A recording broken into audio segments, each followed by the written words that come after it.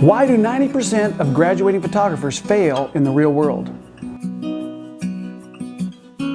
Hi, I'm Joel Grimes with the Joel Grimes Academy, and we're going to talk about why 90% of graduating photographer students fail in the real world. This isn't my made-up stat, folks. I was actually told this by my professor at first photography class in 1977. And so a couple years ago I was going on tour and I was making up my presentation, and so I typed in Google, how many photographers graduating with a degree in photography each year end up working their field? And it was actually 11 or something percent. 10 point something or 11%. So basically it's a 90% failure rate. You think, wait a minute, are the colleges not teaching photographers how to take pictures? Well, no, they're doing a really good job at that. And so in fact, when I've had photographers that assist me that come from Brooks Art Institute or Art Center or whatever, they're pretty sharp. Why aren't they making it in the real world? What's keeping them from? Well, that's a question I think we should all ask each other. And I think it should be looked at, is why is the failure rate so high? Is that these colleges aren't preparing you for the real world. So there's a marketplace out there. You have to learn how that marketplace works. And so I had some preconceived ideas coming from college to the real world, and almost every single one of those preconceived ideas were shattered. That was number one. So the real world is not what you think it is. It's an education that you really get from just trial and error, making mistakes, fumbling. But it's not taught in the schools. They don't prepare you for it. And there may be a college or two out there that does, but most of them, in general, they're not preparing the students for the real world. They teach them how to be great photographers. They don't teach them how to market, how to brand, how to go and knock on doors, how to make cold calls. So, in a way, they're failing to give you the tools to go into the real world. One of my things is that, as I teach, is I can talk about techniques. I can do a camera review, but that's not going to make you a successful photographer.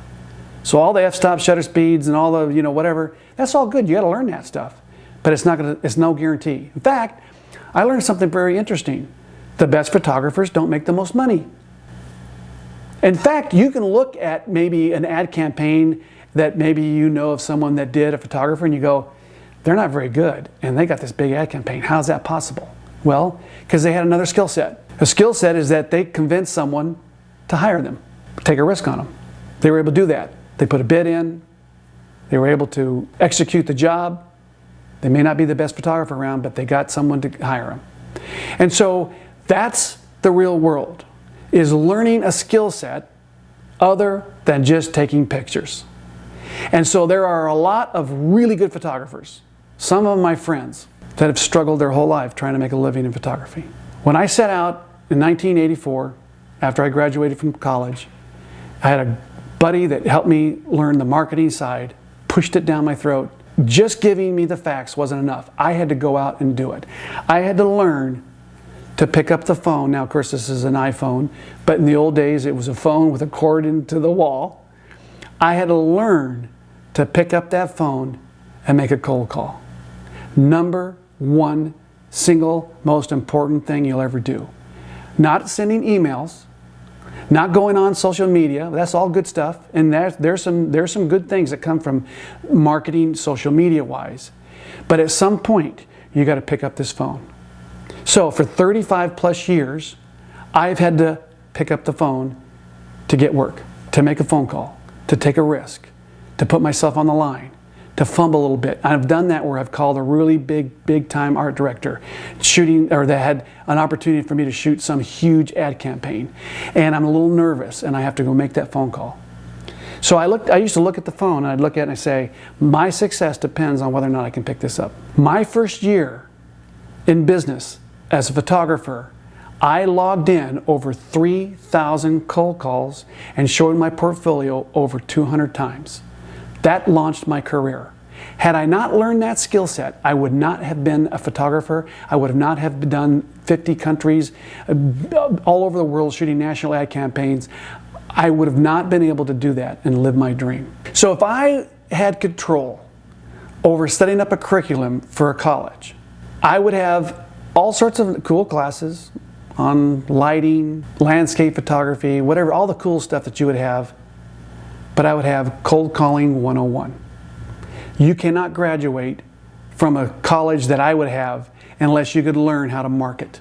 That is what I'm all about as I teach across the country and around the world, is I want to encourage people how they can, in fact, live their dream and make a living with their camera and their skill set and being an artist. That's what I want for people. So if you paid me a lot of money and I only had 30 minutes, you had 30 minutes conversation with me, I would not talk about f-stop, shutter speeds, high-speed sync, and lenses, whatever. I would talk about how to market, how you can go and brand yourself in the marketplace and be a successful photographer and make a living. And if you have a family, you can raise your family. You can go and pay for your kids' college, buy a house, whatever it is, with what you love. That's what I'm all about. Number one most preconceived idea is the best photographers make the most money. Not true. Learn how to market. You're going to have to learn. And it's going to be brutal at first, but you have to learn. So I can tell you this right now. I'm giving you this secret right now. But it still takes you going out and doing it. So just knowing is not enough. Go out and do it. So the more practice, the better you get. How many phone calls do you think it took before I got comfortable making cold calls? At least 500. The first 500 were brutal. And after that, I got pretty good. I'm still to this day not the most slick when it comes to making a cold call, but I know I have to do it and I can get it out, and I do it. There's the secret to how you can be a successful photographer. So don't forget to hit that like button and subscribe and hit that little bell, and then you can keep up with all my current content.